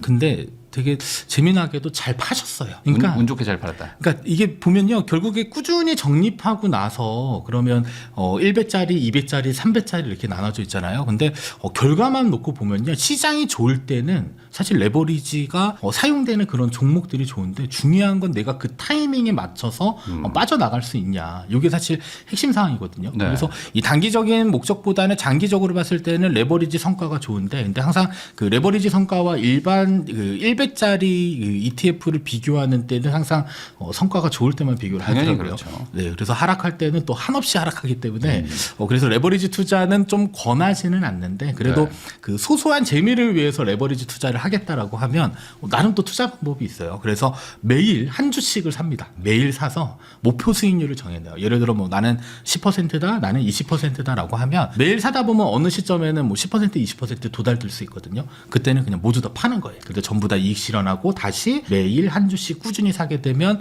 주가는 이제 평균적으로 가져가게 되고 그 다음에 매도 타이밍에 대한 부분들은 내가 어느 정도의 기준점을 좀 더 쓰니까 그런 방법으로 좀 그 지루하면서도 좀 느린 투자들을 좀 하는 방법들은 한 번쯤은 좀 레버리지 투자를 좀 해보는 것도 좀 권해드리고 싶은데 이제 이렇게 됐을 때 문제는 이제 변동성이 이제 이게 익숙해지잖아요. 그러면 다른 종목들 상품들이 눈에 들어오지 못하죠. 않습니다. 네. 이때는 공격적으로 사람이 아까 같이 바뀌게 뭐 되더라고요. 4% 이자 준다 그러면 뭐 이제 네, 이제 참을 수 코방기 없죠. 끼는 약간 그런 사항들이 있기 때문에 애초에 이제 경험을 안 하는 게 가장 중요하고요. 혹시라도 경험했다라고 한다면 역시나 장기적으로 봤을 때는 좀 이렇게 이익 실현을 내가 잘 못하거나 했을 때 혹은 어느 정도의 시장에 대한 타이밍들을 잘 맞추지 못했을 경우에는 되려 손실이 더 클 수 있다라는 점도 그러니까. 꼭 기억해 저 주셔야 되겠습니다. 레버리지를 썼는데 상승장을 맞췄을 때 그 도파민이 엄청날 거거든요. 저게. 맞습니다. 근데 거기다가 이제 좀 더 태울 걸 이런 마음이 안 들 수가 없거든요. 네, 그러다가 이제 있는 돈 없는 돈 꺼내다가 이제 투자를 하게 되면 역시나 또 물리게 되는 그런 조심을 상황들이 해라. 생길 수가 네. 있습니다. 환 해지하는 게 있고 뭐 H 붙은 거 있고 안 붙은 거 있고 막 네, 이러잖아요. 맞습니다. 그래서 환율에 노출되는 게 좋은 건가라는 게 어찌 보면 지금까지는 좀 맞았기도 했는데 네. 또 환율 떨어지면 어떡하지 이런 걱정도 있고 근데 환율은 어차피 못 맞춘다 뭐 이런 생각이 그냥 해지로 가는 것도 있고 어떻게 해야 돼요 이거? 잘 모르겠다라고 하는 지금 상황에서는 둘 다 섞는 것도 방법이 될 수 섞어라. 있습니다. 그래서 하나의 기초자산인데 하나는 H가 있고 하나는 H가 없는 형태에서 네. 그래서 사실 기초자산의 가격은 동일하게 움직일 건데 지금같이 이제 환율이 막 1,450원, 60원대 갔다가 지금 떨어지고 있거든요. 이랬을 때는 이제 환차손이 되려 발생되는 구간들도 생길 수는 있어요. 그래서 보통 이제 장기 투자는 사실 환노출을 권장하는 이유는 시장이 안 좋을 때 환율이 어차피 올라가서 어느 정도 그 리스크를 좀 해지해주는 역할들을 하니까 네. 장기 투자에서는 그래도 환노출이 유리하다라는 것은 일반적으로 맞는 얘기인데 중요한 건 그래도 좀 단기적으로 봤을 때 환율까지도 나는 좀 고려한 투자를 좀 해보고 싶다라고 판단되시는 분들은 애매한 구간에서는 환 노출과 환 해지의 종목들을 모두 다 매수를 해주시고요. 그다음에 환율이 좀 떨어지게 되면 수익률 차이가 확실히 나거든요. 갔거든요. 네. 그때는 만약에 환율이 떨어졌다라고 하면 환 해지 상품을 정리하고 다시 환 노출 상품으로 매수하는 그런 과정들도 좀 해볼 수는 있는데 근데 뭐 말은 쉽지만 현실은 어렵습니다. 쉽지 않죠. 그럴 거면 네. 저는 차라리 환 노출에 장기적으로 투자하되 내가 왜 환 노출을 했었을까는 시장이 좋지 않을 때 어느 정도의 위험을 좀 상쇄시켜 줄 수 있는 그런 리스크 해치 수단으로서의 환 노출을 선택하는 게 유리하다라는 걸로 생각해 주시면 좋을 것 같습니다. 대부분 뭐 우리나라가 어떤 뭐 위기 상황이 딱 올 때 보면 환율이 막 튀어버리니까 네. 그런 것도 노릴 겸해서 그냥 맞습니다. 장기적으로 가실 때는 환 노출이 낫다. 이 미국 지수 투자들을 대부분 이제 많이들 권장도 하고 네. 그거 해가지고 성과도 좋았었는데 실제로 그걸 이제 장기적으로 꾸준히 하는 사람이 또 없어요. 네. 이제 작년, 재작년만 해도 이제 국장 탈출은 지능순이었다가 이제는 또 미장 탈출은 지능순이 돼버리고 막 이러는데 네. 그러면 이제 왔다 갔다 하면 돈을 더 벌겠지만 또 안 될 수도 있고 이 미국 주식 지수 투자 뭐 이런 것들 할 때 이거 좀 갈팡질팡하는 거에 대해서 어떻게 생각하십니까?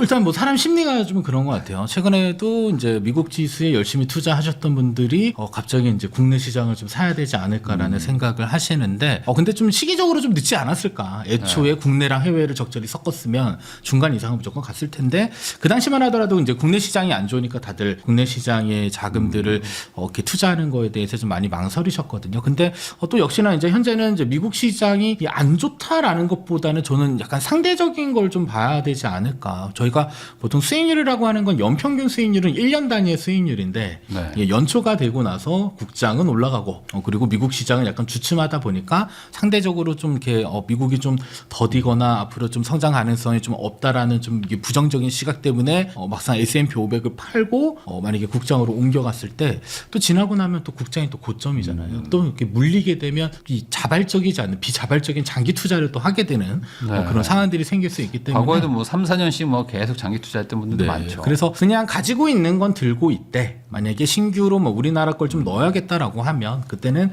적립식으로 조금씩 늘려가는 형태들. 그래서 어떻게 보면 유행을 쫓다가 사고 팔고 이러한 행위들이 장기적으로 반복되다 보면 결국에 지수는 많이 올랐는데 내 계좌는 실질적으로 지수보다 수익이 낮은 경우들을 네. 종종 볼 수 있을 것 같더라고요. 그래서 너무 사고 파는 행위보다는 새로운 종목을 넣고 싶다라고 하면 그때는 또 적립식으로 꾸준히 좀 쌓아가는 형태의 투자를 하거나 아니면 뭐 리밸런싱 한다고 보통 얘기하잖아요. 그래서 내가 그냥 해외 100% 투자하고 있는데 올해는 뭐 국내 지수에 좀 일부 만약에 투자를 한다라고 하면 일정 부분은 좀 종목을 비중을 줄여서 이제 국내로 분산하는 이런 형태의 네. 투자들이 좀 필요할 것 같습니다. 좀 젊은 나이대 투자와 또 이제 노후를 이제 곧 맞이를 해야 되는 은퇴를 준비하고 있는 뭐 50대 차이 이런 것도 좀 있을 것 같아요. 보통 젊으신 분들은 다양한 분들을 좀 봤는데요. 정말 공격적으로 하시는 분들도 계세요. 내가 저축할 수 있는 모든 여력들을 그냥 미국의 대표하는 지수에 혹은 뭐 나스닥에 그냥 무조건 매수하시는 분들도 계시고요. 그다음에 50대 분들은 이제 나중에 자금을 언젠가는 꺼내 써야 된다라는 그런 인출에 대한 목적들도 좀 갖고 계시기 때문에 30대는 좀 공격적으로. 다만 이제 중요한 건 장기 투자를 할 수 있는 돈이 들어와야지 사실 버틸 수가 있거든요. 네. 근데 뭐 단기적으로 2, 3년 안에 쓸 목돈을 자꾸 그 변동성이 큰 뭐 이러한 지수에 투자된다라고 하면 사실 못 버틸 확률들이 있어요. 그래서 소액이더라도 먼 미래로 보낼 수 있는 자금들은 공격적인 투자. 다만 내가 목적을 가지고 있고 사용할 돈들 보통 저희가 3년 정도 얘기하거든요. 3년 내에 쓸 돈들은 주식시장에 데리고 오지 말아라. 걔는 언젠가는 써야 되잖아요. 그렇기 네. 때문에 일단 좀 이렇게 미래로 보낼 수 있는 납입 여력이 되는 것들은 공격적인 투자를 조금 선호해줘도 괜찮을 것 같고요. 다만 이제 50대 이후부터는 이제 좀 돈의 속성이 좀 나눠지는 것 같아요. 그래서 내가 여유 자금에 대한 투자다라고 하는 것들은 사실 조금 위험한 자산의 비중을 높여도 되는데 나중에 꺼내다 쓸 용도의 자금들은 사실 위험 자산에 투자하는 거 어떻게 보면 도박에 가까울 수가 있거든요. 예를 들어서 내가 5년 뒤에 돈을 뺄 거다라고 했을 때 5년 뒤에 시장이 좋을지 나쁠지 전혀 예측을 할 수가 없어요. 그렇기 때문에 너무 많은 자금들이 위험 자산에 갔었을 때 결과는 두 개거든요. 좋거나 나쁘거나. 근데 그거를 저희가 알 수가 없으니까. 그래서 그런 분들은 조금 보수적인 형태의. 그래서 그래도 보통 권장드리면 한 안전한데 그래도 한 50% 위험한데 50% 정도만 하면 사실 적정선에서의 이익은 분명히 얻을 수 있기 때문에 인출을 앞두고 있는 이런 목적에서는 보수적인 관점에서의 투자를 좀 해주시는 게 좋을 것 같고요. 젊다 이러면 사실 조금 더 공격적으로 물가를 이길 수 있는 그런 형태의 투자들을 좀 하는 게 좋을 것 같다. 크게 벌려고만 생각하는데 크게 버는 거에 투자하면 무조건 크게 잃을 수도 있는 거라서 네. 이게 무조건 뭐 성장세가 높은 거에만 한다는 건 이제 좀 어렵고 다만 이제 젊으신 분들은 또 버는 돈이 또 있으니까 네네네. 그걸로 좀 이제 충당이 가능하다 이렇게 얘기를 해주신 것 같습니다. 김범곤 대표님하고 이야기를 나누고 있는데요. 그러면 이제 조금 더 좀 실무적으로 네. 왜냐면 이제 이 영상을 아마 보는 분들은 정말 아주 잘 모르는 초보이신 분들도 많이 보실 거라서 그냥 1억 있다. 1억 있는 분들 저 뭐 해야 돼요? 뭐 이런 분들 많거든요. 그럼 1억 있는 분들은 좀 어떤 투자를 하는 게 지금 가장 좀 좋은 세팅일까? 일단 보통 그 장기 투자는 시장을 대표하는 지수의 투자를 권장드리는 이유가 일단은 그 산업들은 항상 떴다가 지는 걸 반복하거든요. 사이클이 네. 있다 보니까요. 뭐 예를 들어 뭐 예전에 뭐 코로나가 떴었을 때는 뭐 메타버스 뭐 이제 맞아요. 온라인의 세상이 왔다. 근데 지금 메타버스는 나오지도 않고 있고요. 그 다음에 한때 또 2차 전지가 이제 항상 타올랐을 때는 이제 내연기관 자동차는 다 없어지고 그 다음에 뭐 배터리의 중요성 네. 하다가 확 떴다가 또 약간 좀 살짝 지고 있는 형태. 지금은 이제 사실 AI와 관련돼서 이제 핫한데 언젠가는 또 AI 붐도 사실 좀 사그라들 수 있지 않을까라고 볼 수 있거든요. 네. 그래서 차라리 그냥 그러한 여러 가지 산업들이 모아져 있는 특정 그 시장을 투자하는 게 좋은데 근데 그럼 시장이 도대체 뭔데라고 했을 때는 그냥 국가 지수를 한번 생각해 보면 될 것 같아요. 사실 우리나라가 지금처럼 이렇게 성장할 거라고는 아무도 예측을 못 했거든요. 그러니까 결국 지나고 나면 1년 전 가격이 가장 쌌던 때가 이제 생길 수도 있듯이 그래서 여러 좀 국가 지수들을 좀 혼합하는 형태의 장기 투자를 좀 해보는 것들도 조금 한번 좀 선택을 해볼 수 있을 것 같고요. 다만 이제 뭐 여러 가지 주가 지수들이 있는데 뭐 선진국 지수라고 하는 것도 있고요. 이 신흥국 지수라고 하는 것도 있습니다. 그래서 보통 뭐 미국의 S&P 500, 나스닥은 뭐 선진국 지수는 맞긴 한데 ETF들 중에서도 선진국 지수에 투자되는 ETF도 있고요. 그 다음에 뭐 이렇게 신흥국에 투자되는 ETF들도 있기 때문에 만약에 내가 전 세계에 좀 투자하고자 한다면 선진국 지수와 신흥국 지수를 적절히 혼합하는 형태의 포트폴리오를 만드는 걸 조금 고려를 좀 해보면 좋을 것 같아요. 다만 중요한 건 그 예전에 이제 신흥국 지수를 이제 그 섞어놓은 포트폴리오들이 상당히 많았었는데 한 3년 동안 미국 시장이 오르다 보니까 아마 그 선진국 지수를 안 아마 좋았겠죠? 갖고 있던 분들이 거의 이제 없어지지 않을까 아마 다 손절을 했었을 것 같은데 반대로 생각해 보면 신흥국 지수 안에 우리나라도 있고요. 네. 예, 그다음에 중국도 있고 뭐 여러 가지 이머징 마켓들이 이제 있다 보니까 사실 지금은 엄청 많이 올랐거든요. 그러니까 사실 알 수가 없는 거예요. 어느 시점에 어느 자산이 어떻게 오를지는 절대적으로 판단할 수도 없기 때문에 차라리 시장을 대표하는 선진국 지수 그다음에 이머징 마켓 관련된 우리나라와 아니면 뭐 중국도 사실 뭐 떴다가 졌다가를 좀 반복하는데 또 너무 많은 자산을 좀 이렇게 몰아서 투자하는 거는 부담스러우니까 적정선에서 조금 전 세계에 투자할 수 있는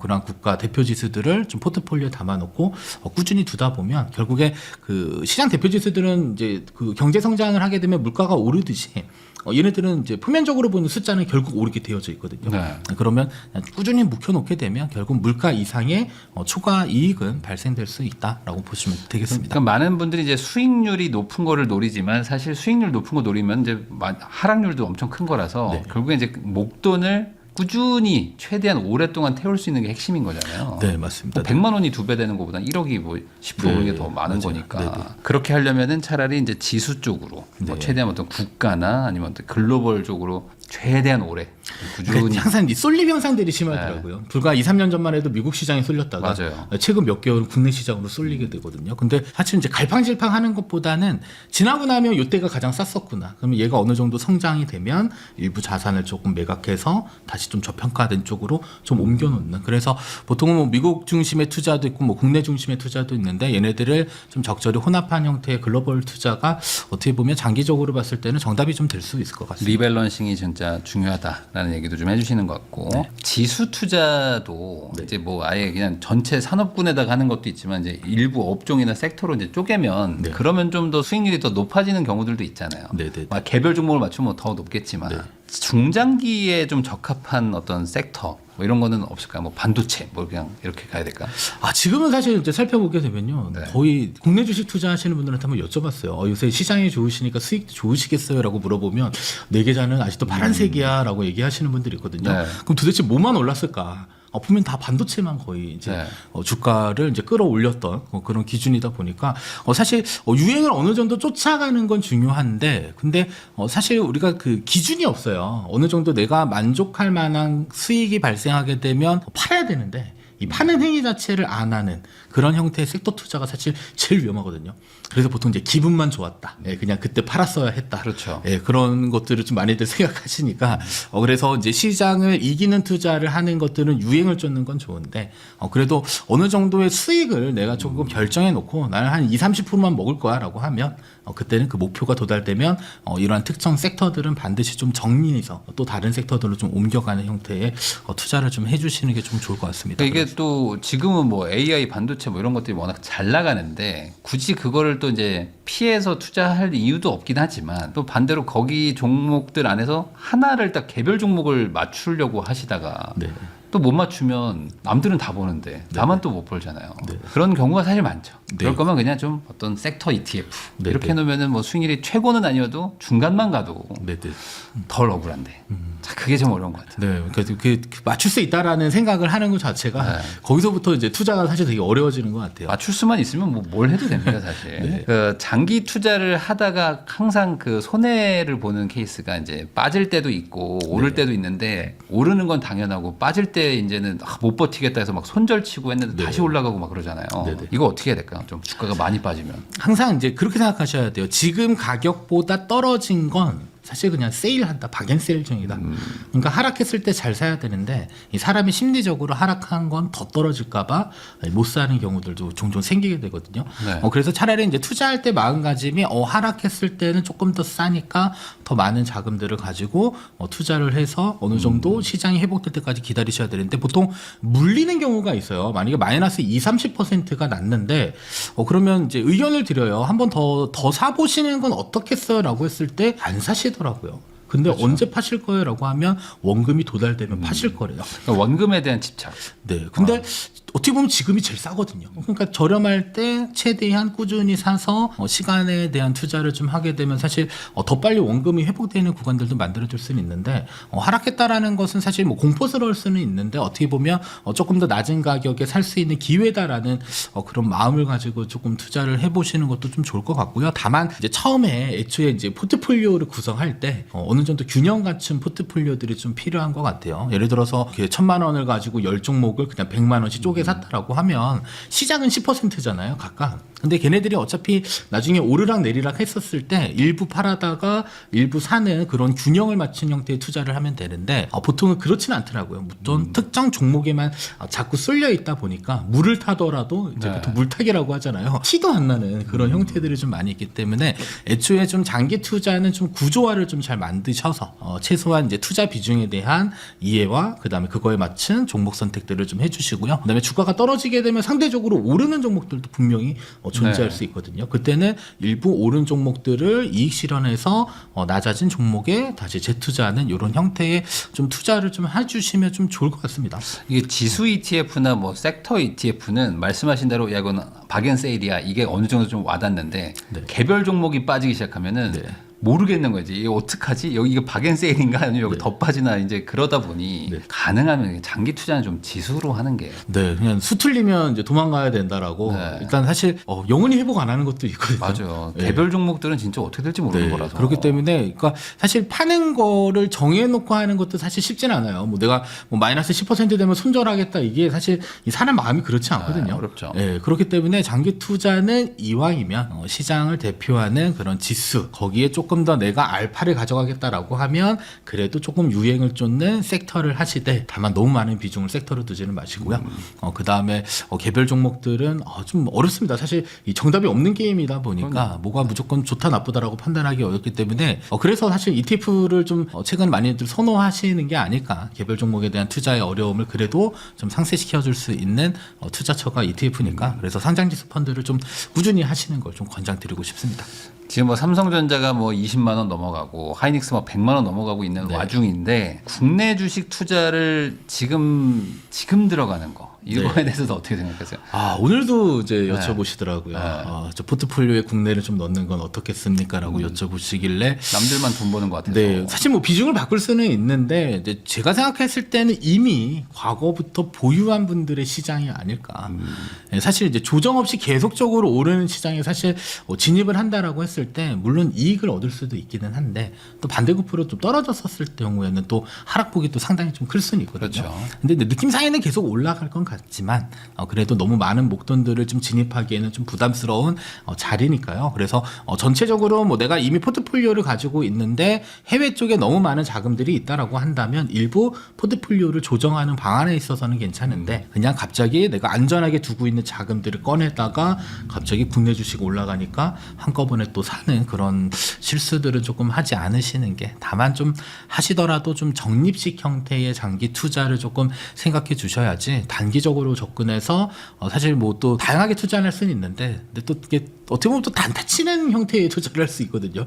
근데 좀 위험하지 않을까 지금 상태에서는. 그래서 좀 이미 보유한 분들의 시장이다라고 좀 생각을 좀 해주시는 뭐 게 좋을 것 같습니다. 사더라도 사실 P200 뭐 이런 거 사도 되거든요. 네. 그래도 지금 뭐 한 달 만에 막 20%씩 30%씩 버는데 근데 이제 꼭 이제 개별 종목으로 접근하면 물론 이제 딱 맞추면 좋은데 네. 못 맞출 확률이 더 높은 거잖아 이거는. 맞습니다. 위험하기도 그러니까 하고요. 못 맞추는 순간 이제 그 포모 현상. 네. 내가 왜 그랬지 하면서 또 이제 그 레버리지로 엮으려고. 그죠. 예, 그런 악순환이 이렇게 되는 것 같습니다. 그러니까 이게 참 오히려 이게 주식이라는 게 이제 모를 때는 마음 편한데 한번 알게 되면 이제 여기선 막 누가 돈을 벌고 있는데 이게 마음이 심란해져. 너무 심란해지는 거예요. 네, 네, 네. 추세를 따라가는 것도 어찌 보면 투자 방법이고 네. 또 반대로 이제 확 빠질 때 뭐 사는 것도 방법인데 뭐 개인적으로는 뭐 어떻게 보세요? 둘 다 사실 전략이 다 있어요. 추세 추종 전략도 있고요. 역추세 추종 전략도 있거든요. 그러면 추세 추종의 개념은요. 일단 평균 주가를 계산을 합니다. 뭐 3개월이면 3개월 평균, 6개월이면 6개월 평균 주가를 계산해서 오늘 주가랑 비교를 해요. 그래서 내가 3개월 평균 주가 대비 오늘 주가가 높으면 상승 추세. 걔를 매수하는 게 보통 추세 추종이고요. 자, 그러면 매수는 했는데 언제 이제 팔아야 되냐? 그 파는 조건은 전체 평균보다 현재 주가가 낮아지는 그 타이밍에는 이제 빠져나가는. 그래서 추세 추종의 전략의 특징은 상승장에 올라탔다가요. 얘가 살짝 고개를 숙일 때 빠져나가는 그런 전략들이거든요. 그러니까 하락을 피할 수 있다. 네, 근데 다만 이제 단점은 이제 보통 페이크라고 하죠. 오를 줄 알았더니 훅 떨어지고, 오를 줄 알았더니 훅 떨어지고, 이때는 손실 구간이 좀 상당히 큽니다. 그래서 사실 장기적으로 봤을 때는 괜찮은 전략이기도 하고, 저도 과거에 이제 테스트를 정말 많이 해봤는데 잘 맞아 떨어지기는 해요. 근데 사실 그 투자 기간이 보통 5년, 10년, 15년, 20년 장기 투자했었을 때 추종 전략에 대한 부분들이 좀 매력적으로 좀 느낄 수 있는 부분들은 있고, 단기적으로 접근했을 때는 되려 손실폭만 더 가중할 수 있기 때문에 일단 추세 추종에 대한 개념을 숙지하고 투자를 해보는 건 정말 좋은데 너무 단기적인 관점에서의 추세 추종은 일단 뭐 장기적인 투자에서는 적합하지 않을 수는 있고요. 그다음에 역추세 추종 전략은 일단 뭐 기술적 반등이라는 표현을 많이 씁니다. 그래서 상대적으로 가장 많이 떨어진 섹터를 골라요. 일부러. 그러고 나서 라인업을 네. 쫙 깔아놓습니다. 그리고 나서 다음 달 되면 일단 파는 거예요. 얘는 장기적으로 들고 가진 않고요.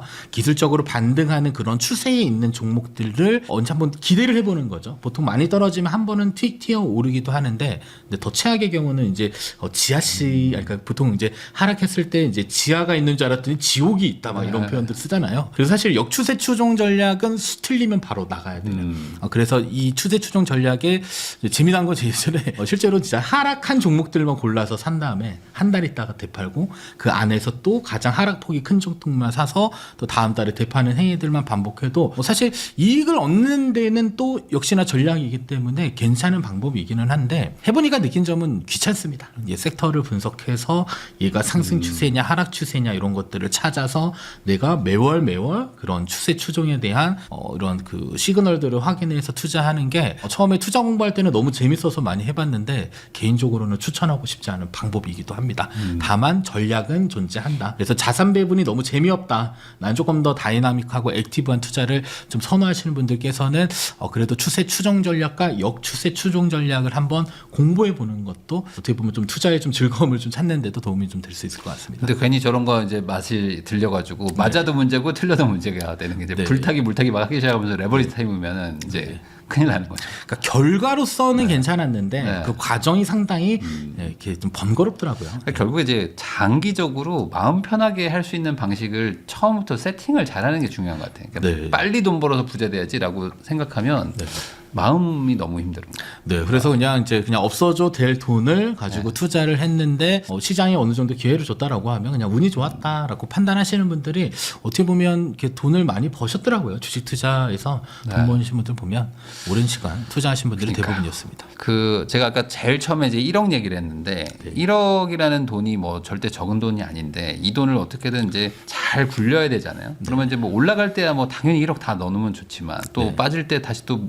뭐 소위 말하는 이제 추가 투자를 하려면은 또 현금도 있어야 되고 뭔가 이게 좀 자산 비중 같은 것들도 좀 세팅을 해야 될 것 같은데 어떻게 보세요? 일단 결과는 주식 100%가 가장 좋습니다. 결과는 항상 좋죠. 예, 항상 좋습니다. 그래서 내가 버틸 수 있으면 주식 100%가 맞아요. 그리고 투자 기간이 길어지면 길어질수록 어차피 상승과 하락은 반복하겠으나 과거부터 이미 많이 쌓아온 그 이익들이 떨어지더라도요. 원금에 사실 다시 돌아가지는 않거든요.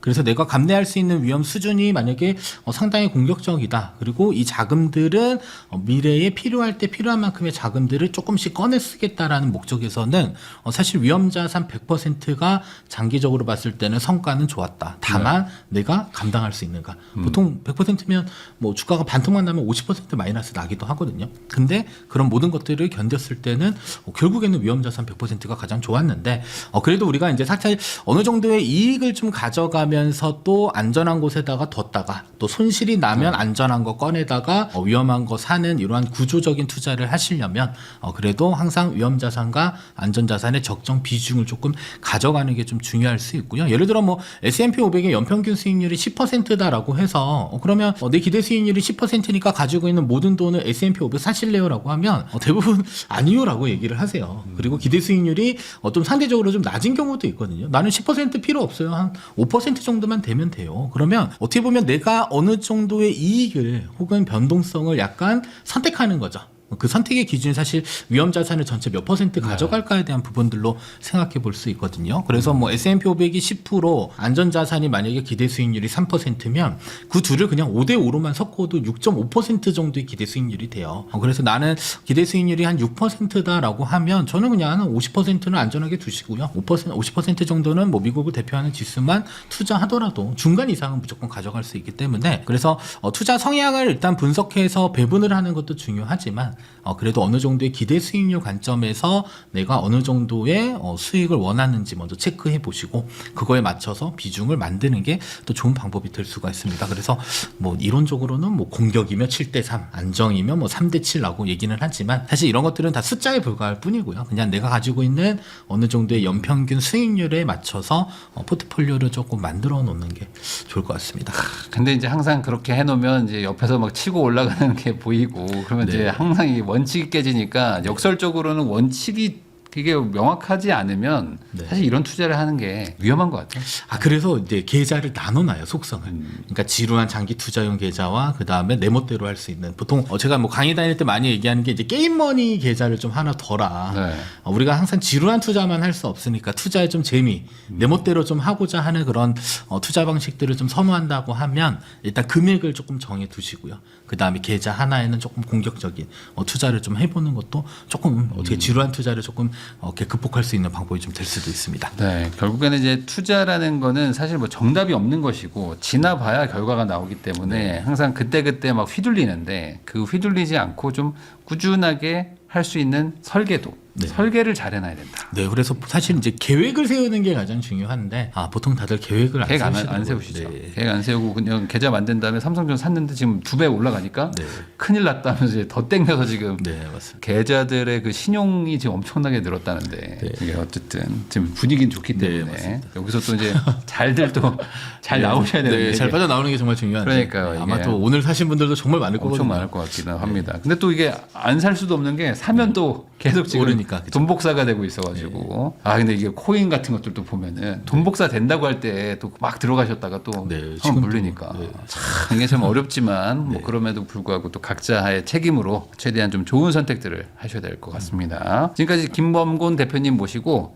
절세 계좌 활용법부터 이제 어떤 투자를 해야 되고 어떤 투자 설계를 해야 되는지 다양한 얘기를 나눠봤는데요. 이런 내용들을 잘 참고하셔가지고 어찌 보면 아직도 연초기 때문에 올해 또 내가 너무 좀 즉흥적으로 투자하셨다면은 좀 계획들 좀 세워가지고 하시기를 바라는 마음으로 저도 대표님하고 인사 나누면서 영상 마무리하도록 하겠습니다. 오늘 나와주셔서 감사드립니다. 네, 고맙습니다.